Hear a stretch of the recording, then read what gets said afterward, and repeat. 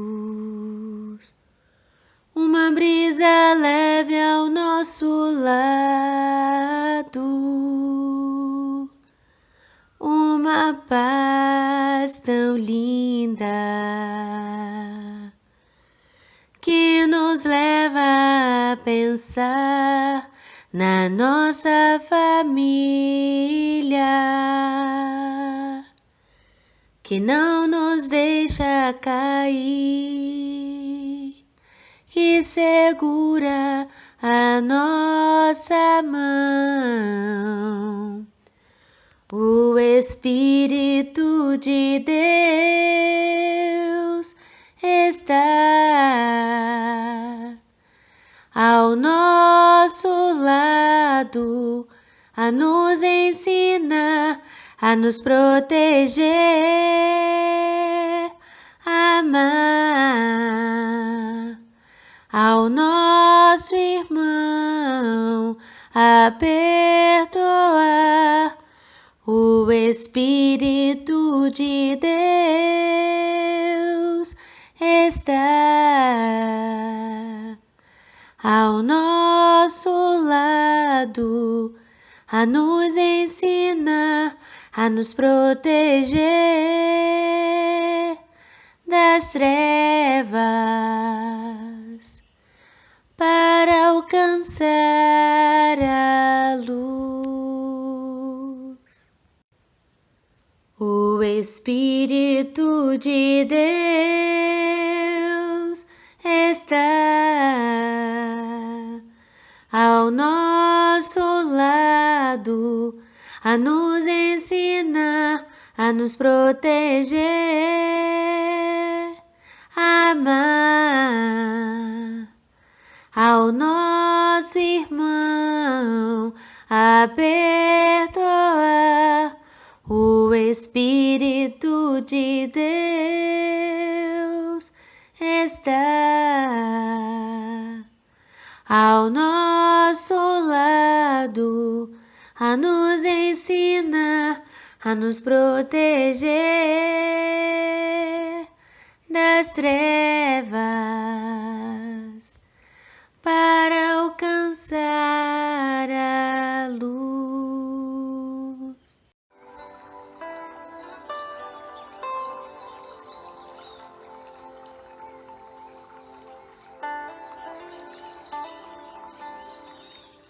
Senhor Deus e toda espiritualidade amiga, boa noite. Em nossos caminhos, Senhor, encontramos diversas manifestações do Teu amor, seja em nossas conquistas ou nos momentos de fraqueza. Mas és aquele que não falha em estender a mão para que juntos possamos caminhar. Muitas das vezes, Senhor, os caminhos são dolorosos, mas ao lembrar de Teus ensinamentos, passamos pelo vendaval como uma ventania, pois em cada palavra revelada, Senhor, nos traz fortaleza e resignação ao caminhar.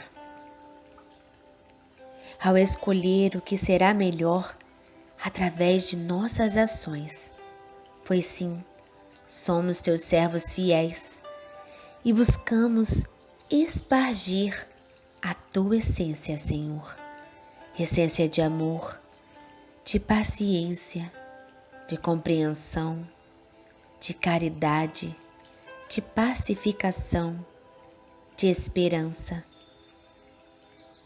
E para equilibrados estamos aqui reunidos, para juntos estudarmos e evoluirmos através dessa doutrina de amor e fraternidade. Pedimos a Tua companhia, Senhor, para o melhor compreender e absorver o estudo dessa noite. Que o Senhor possa derramar luz e intuição à nossa irmã responsável a ministrar o estudo desta noite. que as palavras proferidas possam ser irradiar pelos cômodos de nossa casa, como também pelo nosso bairro, a fim de pacificar os corações sedentos da tua luz.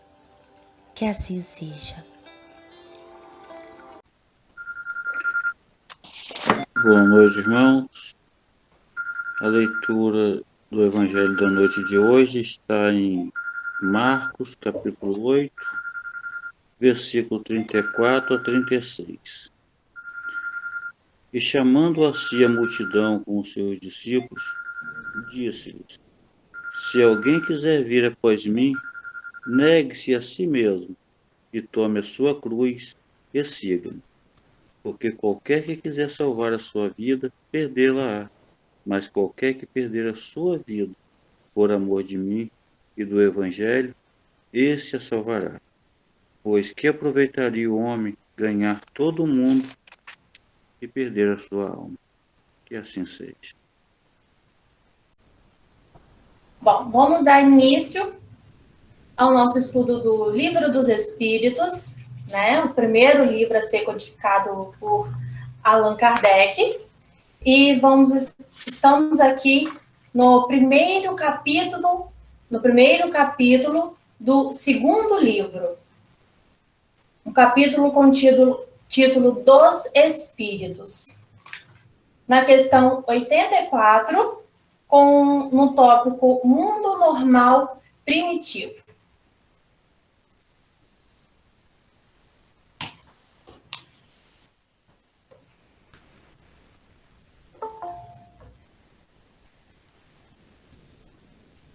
Então, vamos lá iniciar aqui a questão 84. Allan Kardec pergunta: os espíritos constituem um mundo à parte, fora daquele que vemos?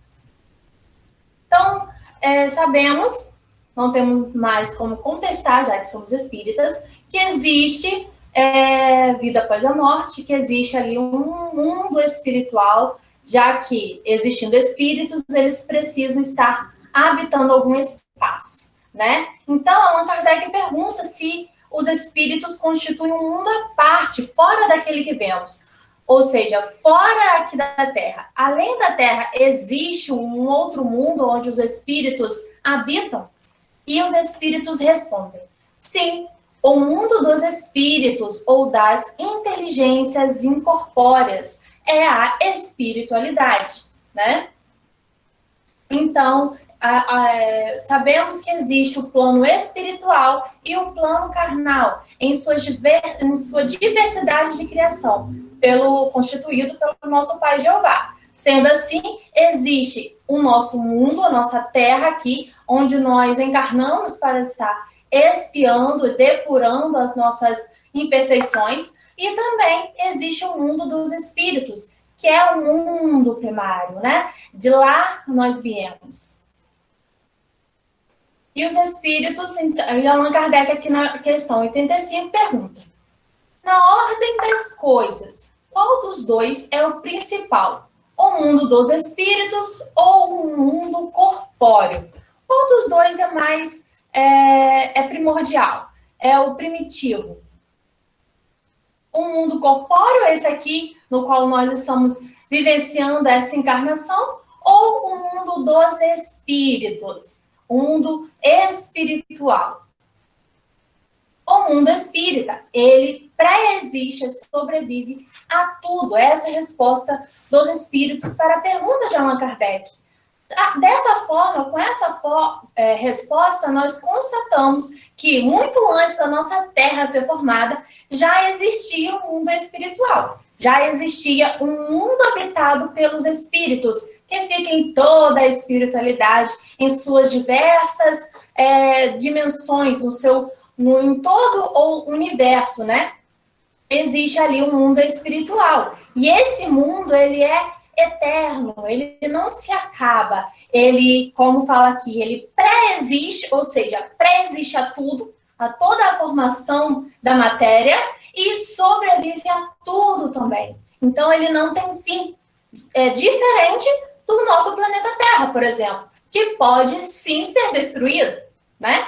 Ele pode sim ter a sua massa corpórea diminuída, como temos exemplos já de planetas que saíram da escala de planeta justamente por essa diminuição. Por que isso acontece? Justamente porque a matéria, ela é passível de ser destruída, ela é passível de ser transformada, passível de estar pintando a sua existência. Assim como o nosso corpo físico também chega ao fim, né, da sua vida e assim se decompõe, outros mundos planetários, como o planeta Terra e todos os planetas do sistema solar, do nosso sistema solar, também podem chegar ao fim. Diferente do mundo dos espíritos, que é eterno, né?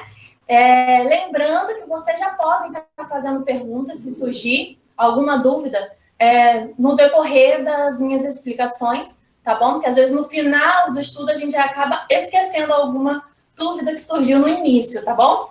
Então não fiquem acanhados de estarem perguntando. Continuando.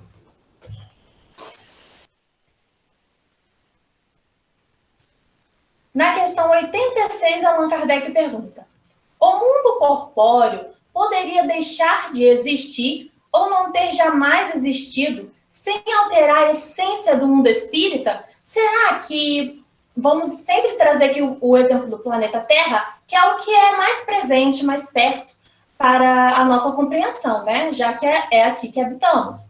Então, se a Terra nunca tivesse existido, isso afetaria o mundo espiritual? Isso, se a Terra fosse ali, se um meteoro gigantesco colidisse com a Terra e aí ela se transformando ali, né, em poeira cósmica, como já aconteceu com outros planetas, né? Sabemos que é assim que foi a construção da Lua, a partir de um grande meteoro colidido e tudo mais, e assim toda aquela poeira cósmica foi formando a partir da rotação e condensação, né? Então, se isso acontecesse com a Terra, afetaria o mundo dos espíritos? Se a Terra nunca tivesse existido, como que seria o mundo dos espíritos aqui nessa região? Teria alguma transformação, alguma mudança? Sim, eles são independentes, porque aqui Allan Kardec pergunta se isso acontecesse, alteraria alguma coisa, né? Então, não alteraria. Então, repetindo a pergunta, o mundo corpóreo poderia deixar de existir ou não ter jamais existido? Os espíritos respondem sim, né? Eles são independentes, no entanto, sua correlação é incessante, porque reagem incessantemente um sobre o outro.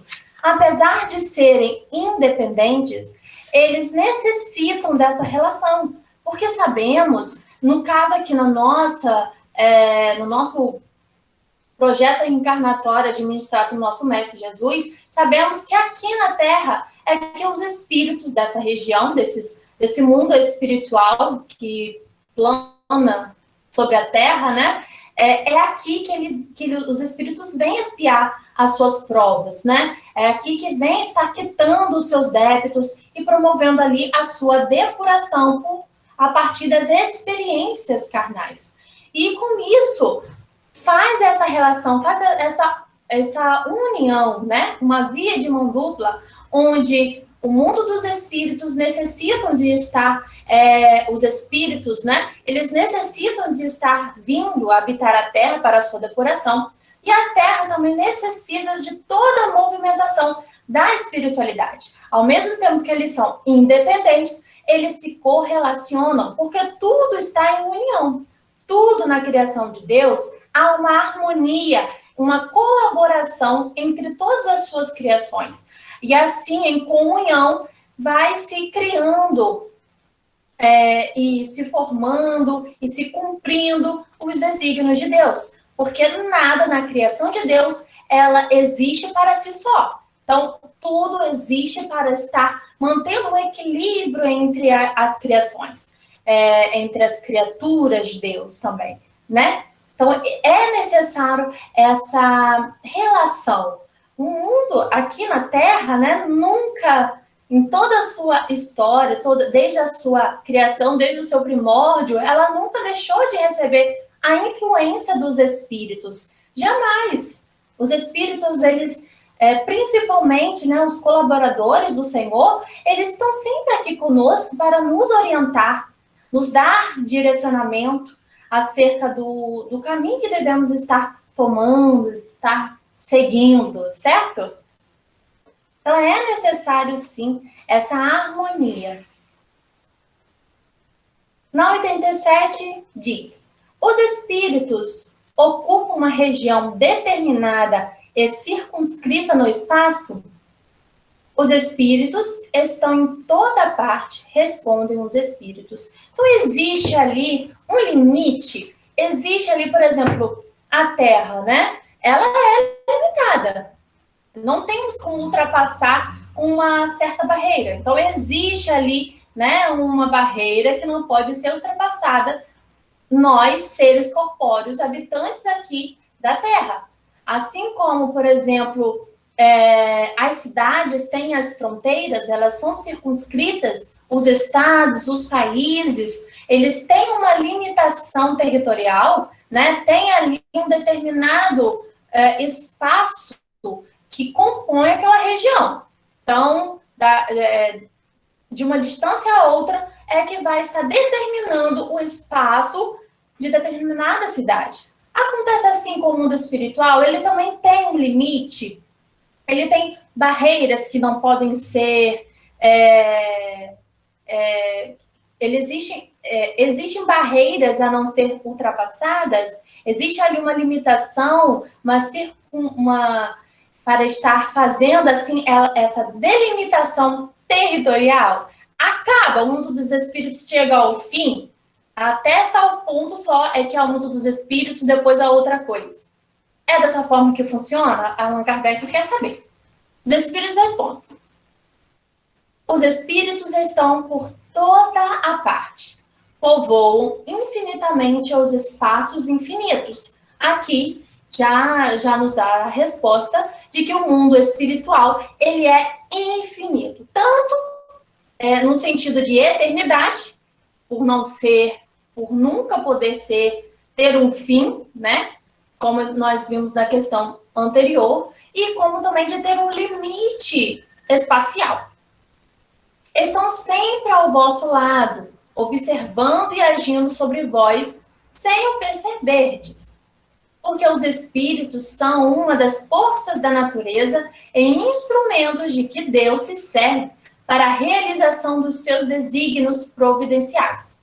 Mas nem todos vão a toda parte, pois há regiões interditadas aos menos adiantados. Olha que interessante. Com isso, vemos que o mundo dos espíritos, ele também não é só, como a gente imagina, no céu, né?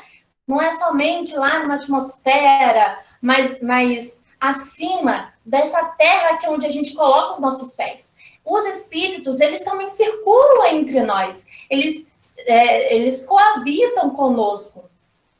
Então, no nosso caminhar pela rua, a gente está sempre cruzando com outros espíritos desencarnados. Assim como existem também espíritos guardiões de regiões, guardiões de cidades, os porteiros das fronteiras, existe tudo isso. Eles estão coabitando aqui conosco, porque tudo faz parte de um plano espiritual, certo? Vamos supor que existe até mesmo 2 dimensões nesse mesmo espaço, porque nem todos os espíritos desencarnados que estão aqui na Terra, eles nos veem. Eles projetam outras imagens de acordo ali no que ele está preso, no que ele está vivenciando. E isso são espíritos, né, que vivenciam o umbral. Porque sabemos que o umbral é um estado, né? Não é um lugar. Porque, por exemplo, as colônias espirituais, elas são, de certa forma, delimitadas, tá? Então, por exemplo, o nosso lar, que é a colônia mais conhecida, ela tem um portão e muros. que vai estar ali delimitando aquele local. E você pode até nunca ver o fim daquela colônia, mas ela vai ter ali aquele muro que vai estar é um muro de proteção, para estar impedindo a entrada de espíritos que não estão em uma sintonia vibracional adequada para adentrarem a colônia, nosso lar, assim como em todas as colônias espirituais. Já o umbral, ele, vamos dizer, é mais um estado de consciência, tá? E é preciso passar pelo umbral justamente para fazer essa depuração dos nossos ressentimentos, dos nossos arrependimentos que praticamos na última existência.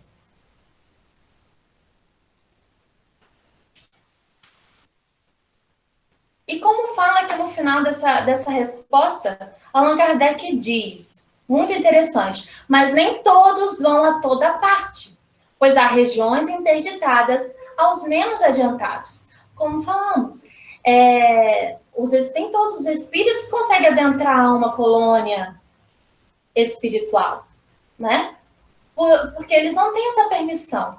E muitos deles nem conseguem chegar até o portão de uma colônia espiritual como o nosso lar. E o nosso lar, sabemos que ela transita na região umbralina, né? Está ali nos limites de todo o umbral. O umbral não é um lugar, é todo o espaço onde os espíritos ainda que precisam estar precisam ainda se esvaziar dos fluidos magnéticos da carne, das práticas terrenas, né? Fico ali nessa região, que não é bem uma região. Então, é um pouco assim, complexo de entender por não fazer parte da nossa vivência terrena aqui. E isso foge à compreensão das nossas experiências da Terra, tá? Por mais que nós já tenhamos vivenciado, passado por essas regiões, o nosso véu do esquecimento nos impossibilita essa compreensão. Mas sabemos que existe lugares interditados onde espíritos mais pesados não conseguem adentrar, não conseguem estar volateando até essas colônias, porque é interditado. Justamente isso é de acordo com a vibração, com a sintonia que esses espíritos detêm. Entrando no próximo tópico, que fala sobre forma e ubiquidade dos espíritos. Como é que seria a forma dos espíritos? Eles podem ter ali o atributo da ubiquidade. E o que seria ubiquidade? É justamente o atributo, a capacidade de estar em vários lugares ao mesmo tempo, de estar ali habitando mais de um lugar. Então, em termos, sim, em outros termos, não. Vamos compreender, de acordo com as questões, sobre essa ubiquidade dos espíritos, tá? Na questão 88, pergunta: os espíritos têm uma forma determinada, limitada e constante? Como que é a natureza do espírito? Porque sabemos que aqui nós, seres, espíritos encarnados, temos sim uma forma determinada, limitada e constante. Eu, para mudar o meu rosto, só se eu fizer uma cirurgia. Isso com o meu pensamento, eu não consigo mudar a minha forma. Eu preciso estar fazendo algo que seja exterior, né? Instrumentos para estar me modificando. Ou então, por exemplo, emagrecer, engordar. Isso faz parte da nossa matéria. Mas isso não modifica que nós somos constantes, certo? Nós não temos como mudar a nossa forma física de 2 pernas, 2 braços, 2 mãos, 2 olhos, uma cabeça, uma boca. Isso não se altera, tá? E aqui, limitada, nós não conseguimos estar nos expandindo, nos retraindo. Somos limitados. A nossa matéria ela não consegue estar sobressaindo além daquilo que eu sou. além daquilo que é a natureza do meu corpo físico. E os espíritos, eles conseguem estar fazendo essas modificações? Lembrando que há uma diferença quando se fala de espíritos propriamente ditos e espíritos no termo mais usual que nós fazemos uso, né? Nós utilizamos. Porque quando eu falo espírito, eu logo penso em um espírito em toda a sua constituição. Agora, sabemos que o espírito propriamente dito, que é a essência, que é a inteligência, ele é incorpóreo, né? Ele não tem uma forma, mas ao mesmo tempo tem uma forma, que é como Allan Kardec diz, que é uma chama, pode ser assim atribuído. Agora, também posso estar falando aqui do formato do perispírito, que é semimaterial, e essa semimatéria, ela é plástica, ela é moldável, tá? Então, como que é essa natureza dos espíritos? Respondem a Kardec. Para vós, ou seja, para nós aqui na Terra, com a nossa compreensão limitada, não. Não tem forma determinada, limitada e constante. Para nós, para os espíritos, sim. O espírito é, se quiserdes, uma chama, um clarão ou uma centelha etérea. O espírito propriamente dito, ou seja, a inteligência, ele pode estar se apresentando dessa forma. E não é qualquer um que consegue enxergar. Nem mesmo espíritos já desencarnados conseguem estar visualizando um espírito que não esteja revestido do perispírito. Porque na espiritualidade, o que dá forma ao espírito é o perispírito. Assim como nós aqui, encarnados, o que dá forma ao nosso espírito é a nossa carne, é a nossa matéria, o nosso corpo físico. Na espiritualidade, o que dá forma ao espírito para proporcionar ali a condição de se manifestar é o perispírito. Mas há espíritos que em determinados trabalhos, e claro, isso somente espíritos muito evoluídos, espíritos completamente depurados, né? Eles podem estar fazendo atividades, trabalhos, sem estar usando o seu perispírito num formato que comumente é utilizado. Que o formato comumente utilizado é o nosso formato físico aqui na Terra. Braços, pernas, uma cabeça, os olhos, os pés, assim, certo? Na 88A pergunta: essa chama ou centelha tem uma cor qualquer? Allan Kardec quer saber se existe ali uma cor nessa chama que é o espírito. Existe ali alguma coisa que possa proporcionar a visualização desse espírito? Porque já que ele não tem a matéria, porque os espíritos aqui, eles descrevem como sendo uma chama, um clarão, e uma chama, um clarão é luz, né? E Allan Kardec quer saber se essa luz, esse clarão, se manifesta com alguma cor específica. Bom, para vós, ela varia da sombra ao brilho do rubi, segundo seja o espírito mais ou menos puro. Olha que bonito. Então, existe essa luz, esse clarão, né? Essa manifestação dessa forma, né? Seria, assim, o nosso espírito carregando, sim, uma certa roupagem, uma certa vestimenta.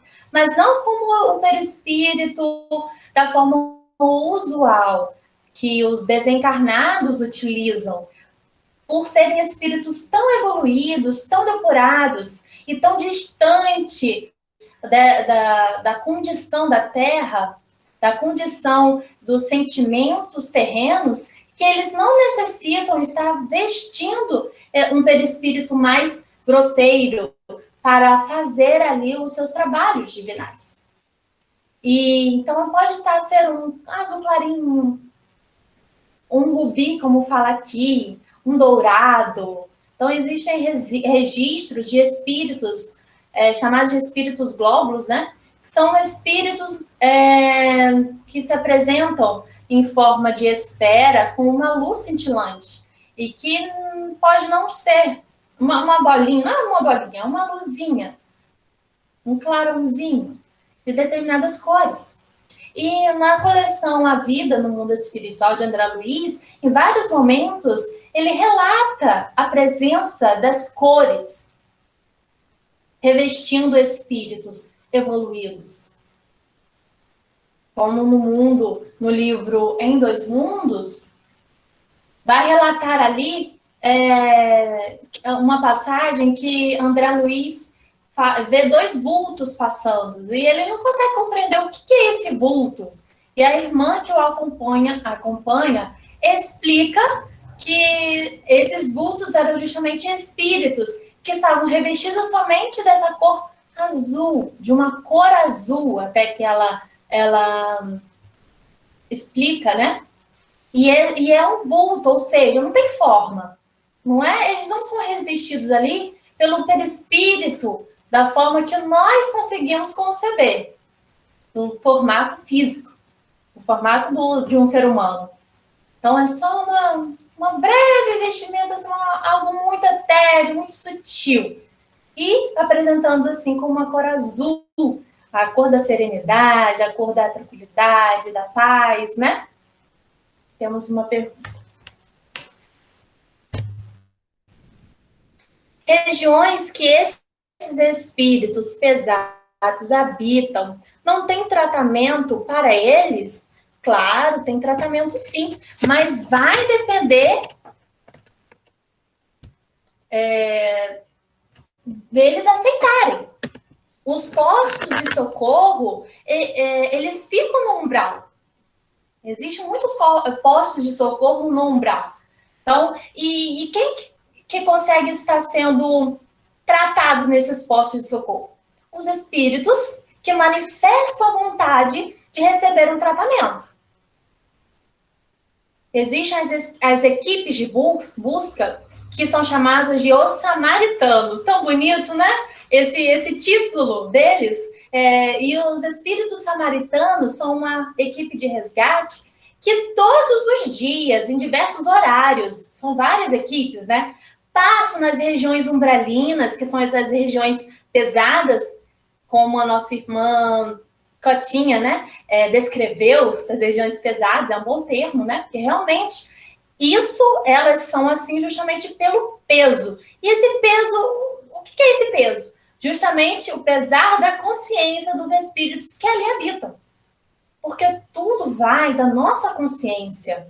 O nosso estado de espírito, tanto enquanto encarnados quanto desencarnados, o que vai determinar esse meu estado espiritual é a minha consciência. Nós aqui vivos, encarnados, nós temos ali... Qual é o termo que a gente utiliza quando a gente fica arrependido? Ai, que peso na consciência. Não é? Então, pesa. E esse peso puxa para baixo. E isso é o que impede dos espíritos irem a colônias mais elevadas. Porque eles não conseguem volatear, não conseguem voar, não conseguem alçar voos para colônias mais evoluídas. Justamente por esse peso que puxa para baixo, né? Como se fosse a gravidade. Então, mas nessas regiões eles recebem sim socorro diariamente, constantemente, por essas equipes dos samaritanos. E o que os samaritanos fazem? Eles passam oferecendo ajuda. Temos uma explicação, não é bem explicação, mas um relato, né? Que os irmãos benfeitores já nos deram em nossa casa sobre a nossa querida irmã Ismália, que ela passa com as mãos estendidas, ela joga a sua rede para estar pescando esses espíritos ainda perdidos em sua consciência, perdido ali nos seus erros no que eles vivenciaram enquanto encarnados. Então, olha só que bonito. E aí, quando esses espíritos aceitam, porque nem todos, não é simplesmente pegar. É preciso ter ali o uso do livre-arbítrio desses espíritos. E tem exceções. Há espíritos como, por exemplo, espíritos que perderam a consciência, ou espíritos que vivenciam a loucura. Eles são resgatados sem o perguntar. Quer vir comigo? Não, né? Eles são resgatados pela bondade de Deus e colocados no sono para estar fazendo essa construção novamente da consciência e do perispírito, porque muitos até perdem a sua forma perispiritual. E também temos o exemplo da irmã Judicé de Maria, em que ela sempre passava perguntando se poderia ajudá-la a ajudar um outro, né? Então, daí vem o nosso trabalho da Caminhada do Bem, porque ela dizia, vem comigo, vem. E assim eles, pelo trabalho, por aceitar o pedido que ela fazia, né, de ajudá-la, eles se tratavam, era um tratamento. Todo trabalho é um tratamento, certo? E muitos espíritos também, eles só vão nos postos de socorro para receber algum tratamento, depois eles voltam para o estado onde estavam. No livro Vivendo no Mundo dos Espíritos, de Patrícia, da nossa irmã Patrícia, que é a continuação do livro Violetas na Janela, nossa, relata esse trabalho belíssimo, que ela participou, né? E ali relata que muitos espíritos iam lá só para furtar uns esparadrapo, um curativo, e voltavam lá para as regiões umbralinas, porque eles ainda necessitavam estar vivenciando esse peso da consciência, certo? Outra pergunta.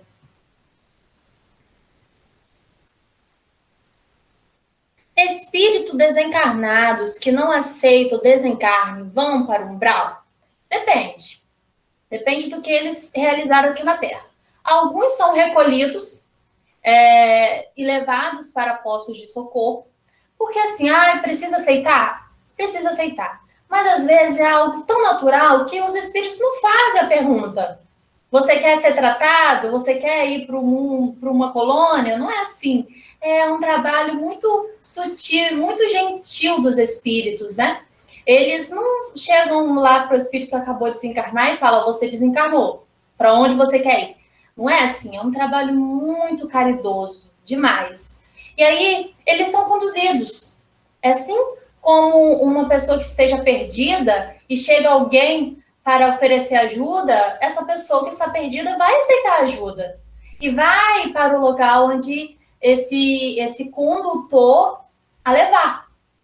E é assim também com os espíritos. Então, os espíritos que não aceitam o desencarne, depende do que eles vão fazer com isso. Porque uns se tornam rebeldes e outros ficam meio que perdidos, desnorteados. Os que se tornam rebeldes, eles podem sim fugir e ir para regiões umbralinas, se aliar a outros grupos de espíritos, como gangues, ou eles podem estar transitando em sua casa na Terra, pode estar transitando nos lugares onde ele vivenciava, onde ele vivia, né? Existem diversas respostas para essa pergunta. Outros são colocados no sono. Então, depende também da oração que esse espírito receber. Se for um espírito que tiver bastante amparo espiritual e recebeu muitas orações, os espíritos vão conseguir, por meio disso, resgatar esse ente querido que desencarnou e não conseguiu aceitar o desencarne. Outra pergunta, né? Eu acho que não é uma pergunta. Tem uma... Daiane Barreto diz assim, André Luiz,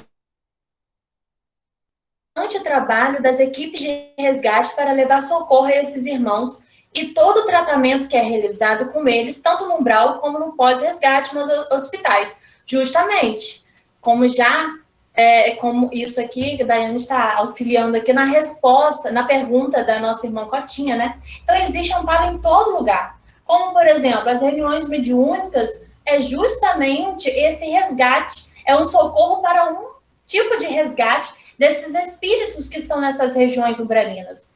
Os espíritos que eles transitam aqui na Terra, que eles continuem indo em suas casas, em seu trabalho, vagando pelas ruas, eu categorizo esse espírito como ele está vivenciando o umbral. Porque, como eu falei, o umbral é um estado de consciência. É você vivenciando a sua consciência. Tá? Não é um lugar assim muito determinado. Então, o umbral é tudo, toda essa nossa vivência aqui também é umbral, tá? Então, como eu falei, são duas dimensões. Às vezes o espírito está aqui do meu lado, mas ele não está me vendo. Ele está somente vivenciando a dor que o prende a essa região.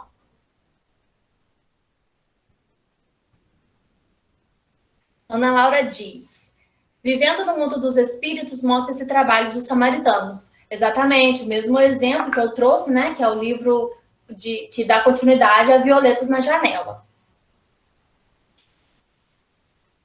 Que beleza esse trabalho desses irmãos para os sofredores do umbral, justamente. No livro Obreiros da Vida Eterna tem um poço de socorro da irmã Zenóbia, muito bem. E esse livro relata muito bem esse trabalho também do poço de socorro da irmã Zenóbia, onde ali se encontram espíritos de toda a natureza de sofredores. Então, tem uma gama ali de espíritos que estão sofrendo ali com perda de consciência, com não aceitação do seu desencarne. Então, e mostra também atendimentos, não sei bem se é nesse livro, mas um dos livros de André Luiz relata ali um dos atendimentos fraternos, porque ela tem um atendimento fraterno, assim como a gente busca, por exemplo, o irmão Virgílio na nossa casa para estar pedindo orientações, nos postos de socorro também tem um atendimento fraterno. E aí, muitos espíritos faziam perguntas para o benfeitor como se eles estivessem vivos. Por exemplo, quando que eu vou ver o meu filho? Mas de uma certa forma, pensando que está fazendo uma viagem. Está só em um centro de tratamento, mas não desencarnado. Então, espíritos que ainda vivenciam as suas últimas memórias. E os espíritos benfeitores, eles não falam assim, não, você está desencarnado. Não é bem assim. Não, eles tratam com muito zelo, eles tomam cuidado com a mente desses espíritos, porque como nós estamos acompanhando no livro Sexo e Destino, de André Luiz, temos a nossa irmã Beatriz, que ela desencarnou e não tomou consciência dos feitos do seu marido na Terra, justamente para preservar a sanidade dessa irmã, da Beatriz, né? E vimos que quando ela soube o que tinha acontecido com o marido dela, o que ele tinha feito, que ele se desvirtuou completamente, já não era muito regrado, né? Ela entrou em um estado de pânico, né? Ela entrou ali em um desequilíbrio. Precisou receber ali uma proteção, né?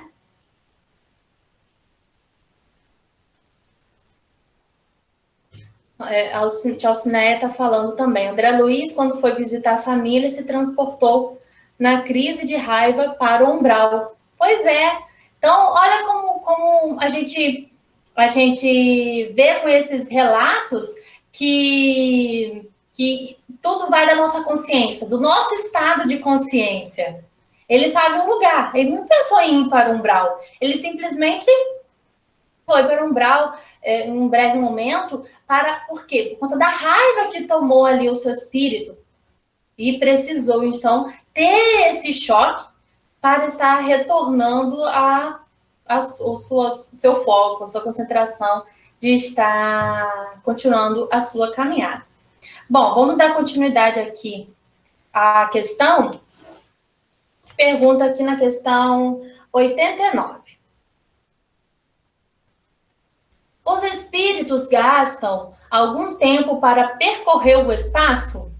Sim, porém rápido como o pensamento. Entrando já na parte da ambiguidade, né? Então, os espíritos gastam algum tempo. Porque a gente aqui na Terra, como temos essa limitação, nós temos, por exemplo, se eu quiser ir para algum país, eu vou gastar 12 horas, 24 horas. Então, eu vou gastar um tempo enorme para estar indo de um lugar a outro.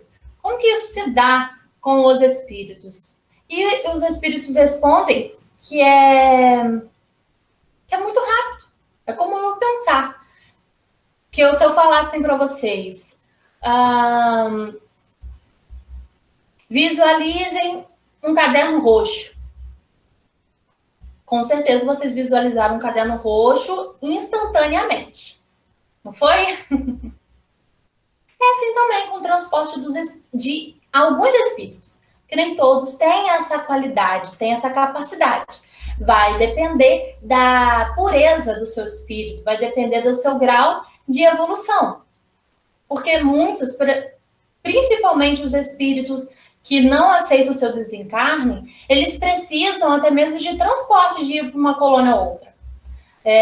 E muitos espíritos também, recém-desencarnados, eles também não conseguem se teletransportar. Não é tão rápido assim. E dependendo da região para a qual esses espíritos possam estar viajando, eles demoram 2, 3 dias. Principalmente se for para regiões que são além das nossas fronteiras da Terra, né? Digo fronteira não do planeta, mas de toda a atmosfera terrena. Por exemplo, se for para um planeta de um outro universo, vai gastar aí 2, 3 dias. Olha que interessante, não é mesmo? Então, ao mesmo tempo que eles podem se teletransportar na rapidez que o pensamento promove, eles também podem, em certas ocasiões, depender de transporte e também de que esse transporte vai gastar um certo tempo. André Luiz, no livro Os Mensageiros, vai estar relatando justamente uma dessas viagens em que ele pega um aeróbus, aí depois ele desce um posto de socorro, e depois desse posto de socorro ele pega um automóvel e vai para uma outra região, olha só, fazendo viagens. O aeróbus ia só até determinado lugar. Depois, eles ainda foram andando, volitando, né? Andando não.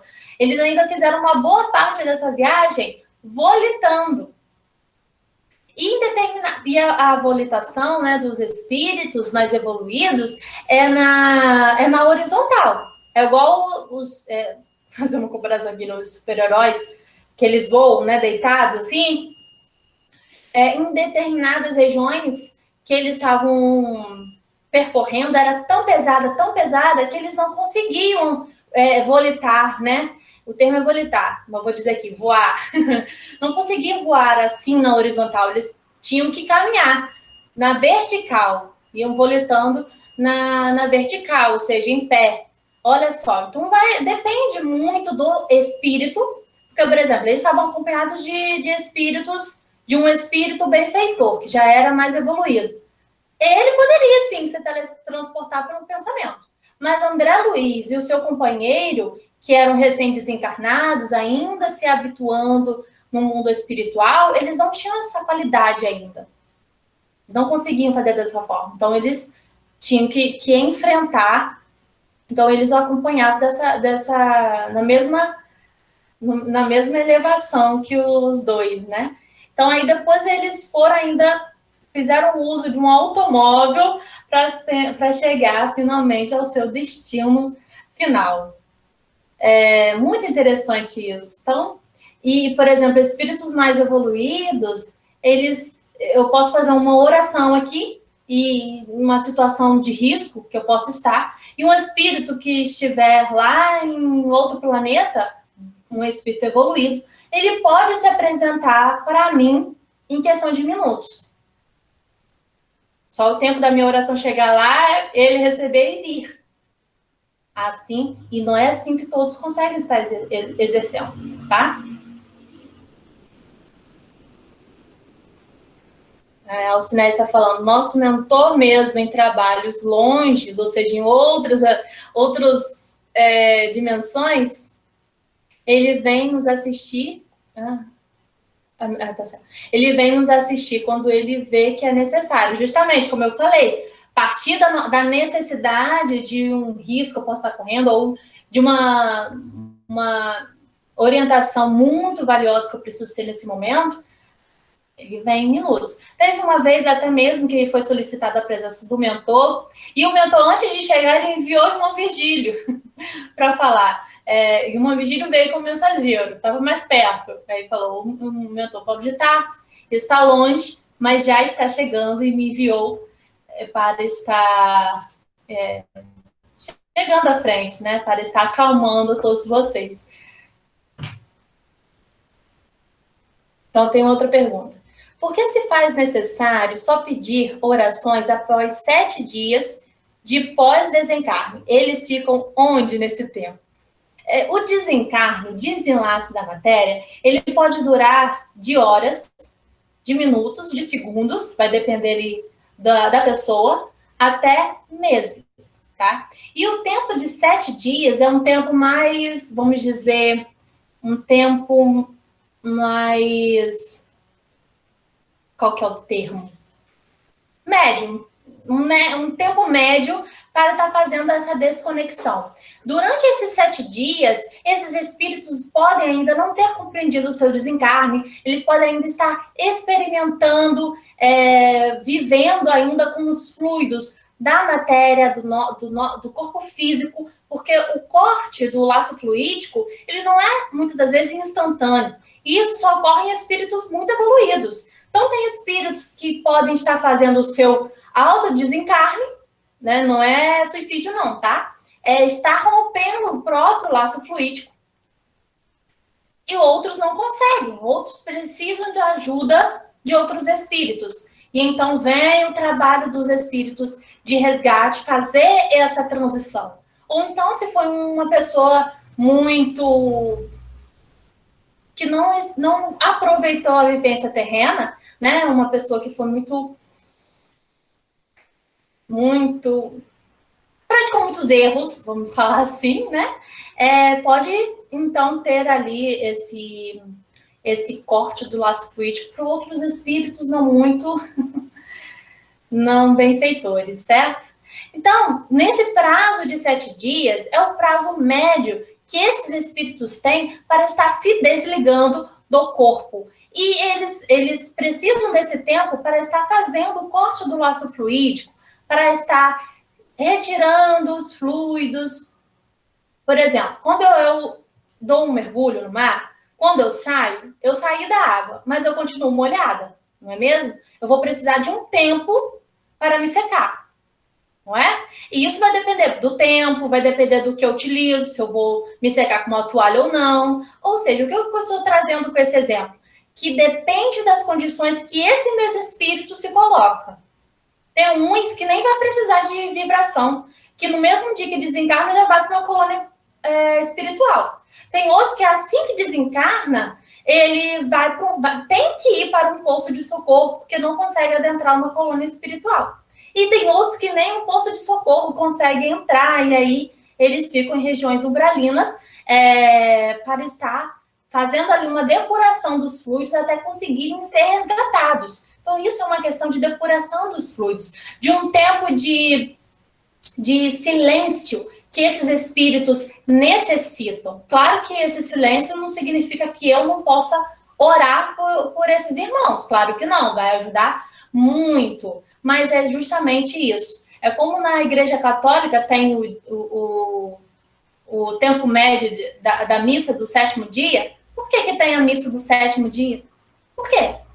Porque é necessário esperar uma semana para fazer uma missa para aquele espírito. Vamos dizer que é o tempo que ele vai se abrir para receber ali todos esses fluidos e está possibilitando realmente o seu resgate, tá? Então, durante esses 7 dias, ele pode estar mas estão de diversas formas. Ele pode estar em sono, ele pode estar agarrado ainda ao corpo, pode ser até enterrado com o corpo. Temos relatos assim, né, de espíritos até que aderiram a uma pedra em que ele foi morto em uma pedra e ali ficou por décadas, eu não sei se chegou a séculos, mas ficou ali, se aderiu, né, à pedra, de tão preso que ele ficou naquele momento.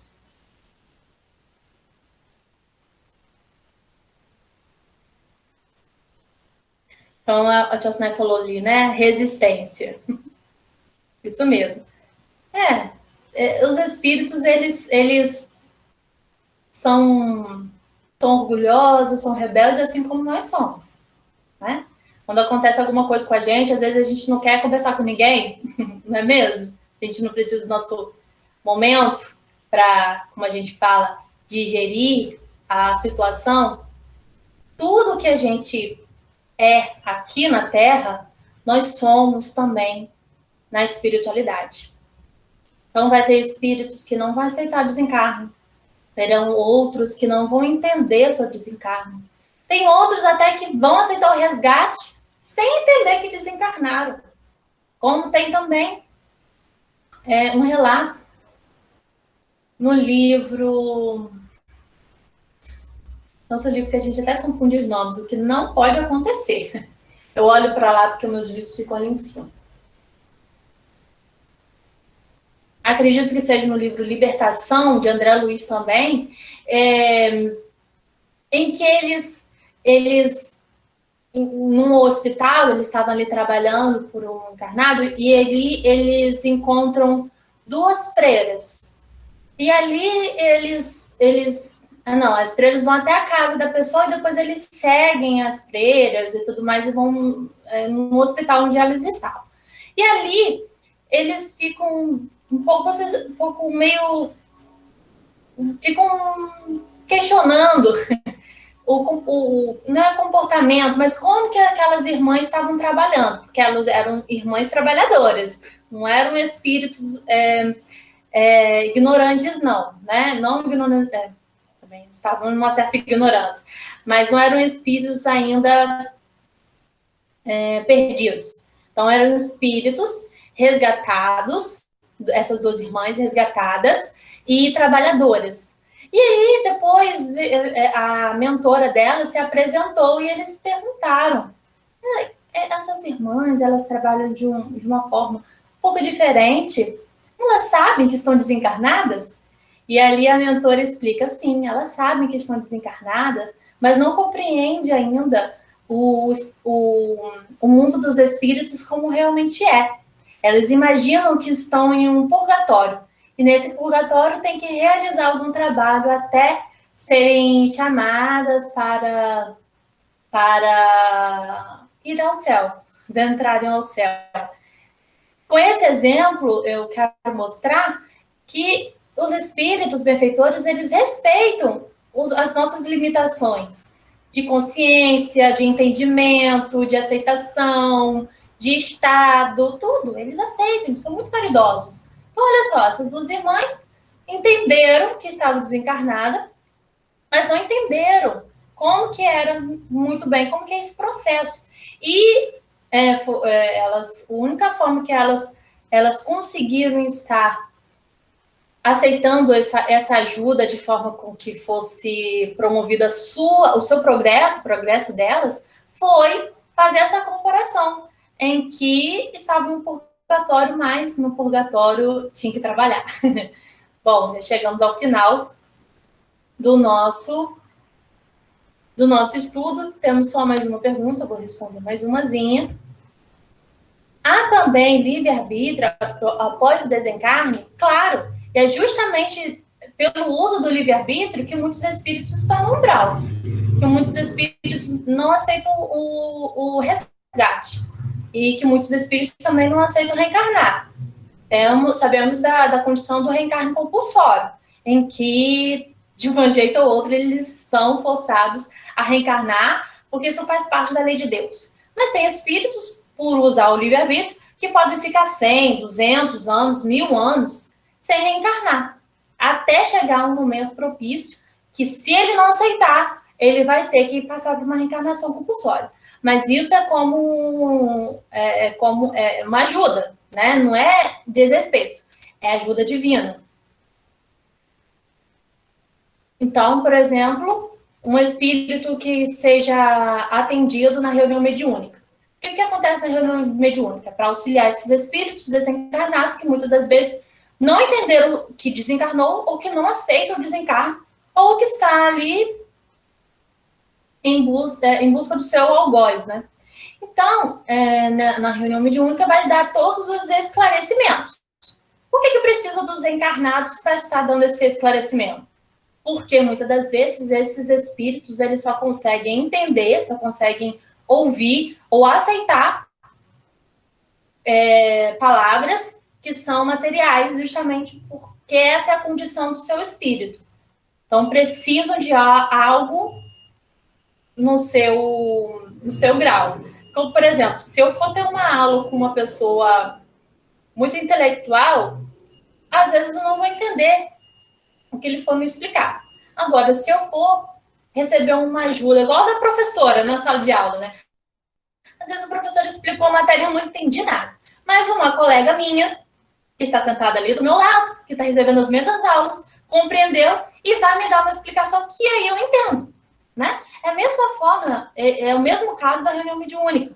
Então, na reunião mediúnica, precisa-se dessa fala com o encarnado, o espírito entender. Se, apesar disso, o espírito não aceitar, ele tem o livre-arbítrio de depois de 7 dias, então, voltando 7 dias, ele pode sair, ele pode ir para onde ele quiser. E esse tempo de 7 dias é um tempo que ele vai estar recebendo instruções, atendimento, tanto para se tiver ferido, ou de esclarecimento. E aí, depois disso, se não quiser, infelizmente, ele vai continuar o seu rumo ali ainda, em sua mentalidade, até uma próxima oportunidade.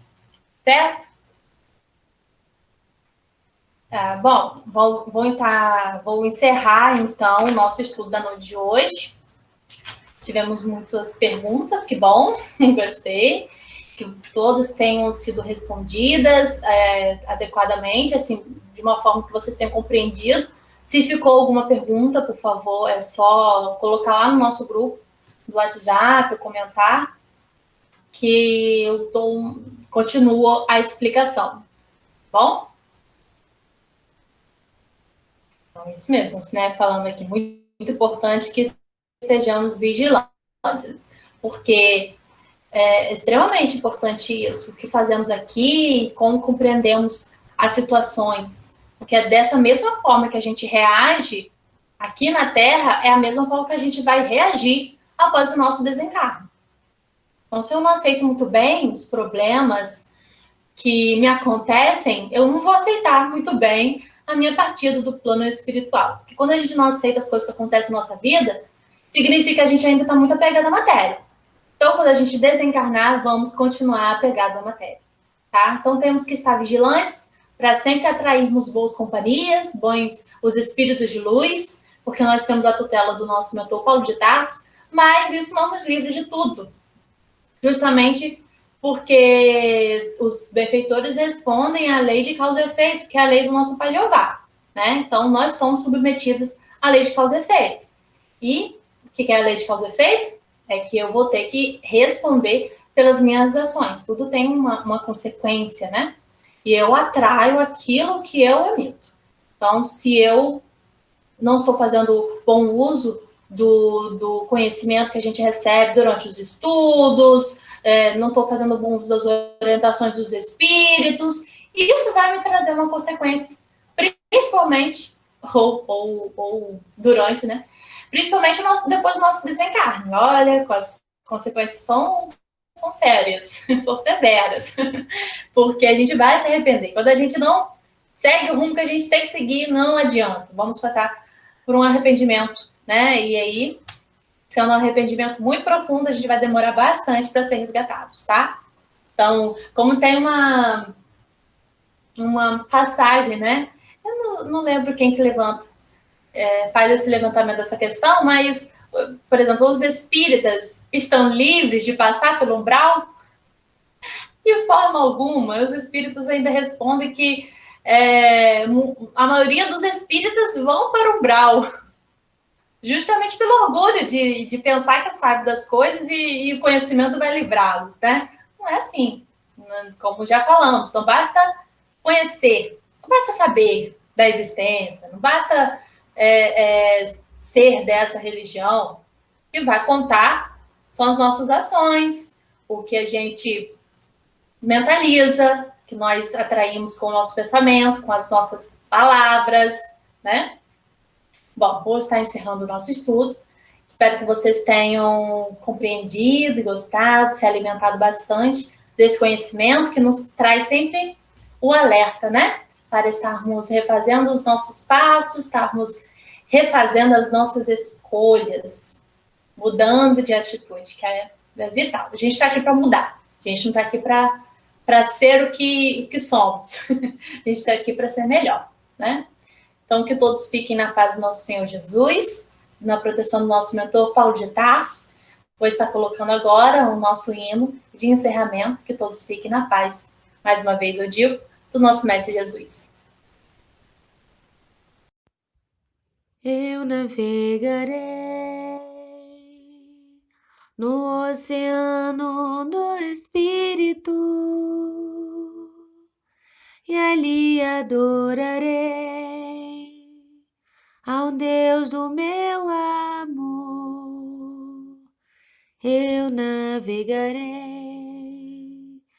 no oceano do Espírito e ali adorarei ao Deus do meu amor. Espírito, Espírito, que desce como fogo, vem como em Pentecostes e enche-me de novo. Espírito, Espírito,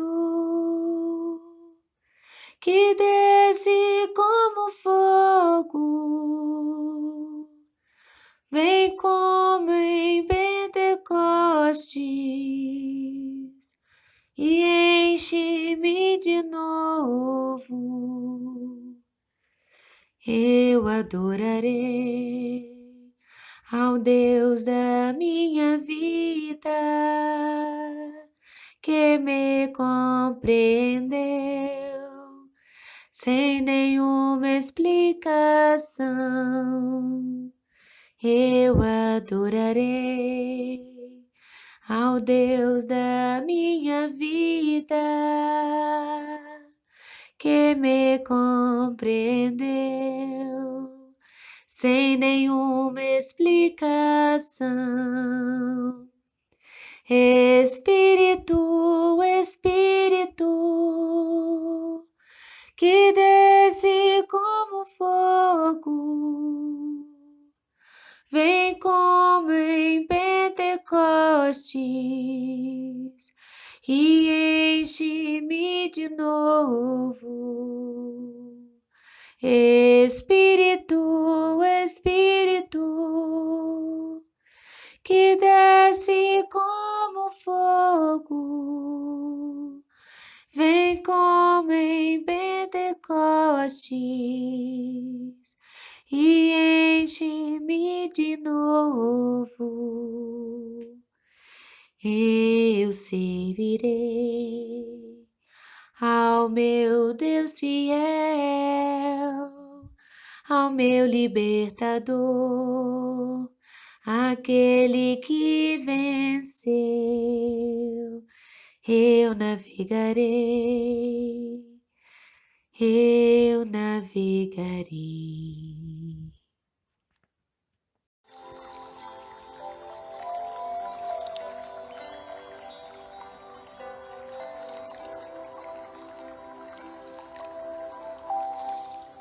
E assim, mestre querido, chegamos ao fim de mais um estudo, mais uma noite de instrução para que caminhemos fortalecidos espiritualmente. Nossa busca, Senhor, é transformar nossas más inclinações deixando de viver as nossas vontades passageiras e viver conforme a tua vontade, através das qualidades de um homem de bem. Cultivar em nós a semente iluminativa do teu Evangelho é cumprir com as leis divinas, prosseguindo com o planejamento encarnatório a cada um de nós direcionado. Ó Príncipe da Paz, envolva nosso planeta com tuas vestes de cura, Senhor, a cura da mente, do coração, a cura que faz transformar todas as energias que aqui estão circulando negativamente. Que unidos no mesmo propósito de nos melhorar, possamos desenvolver a longa distância, através do nosso desejo e pensamento, o bom ânimo em todos os corações. Permaneça em nós, Senhor, nosso mensageiro da paz, que possamos ter um sono refazedor em vossa companhia. Que assim seja.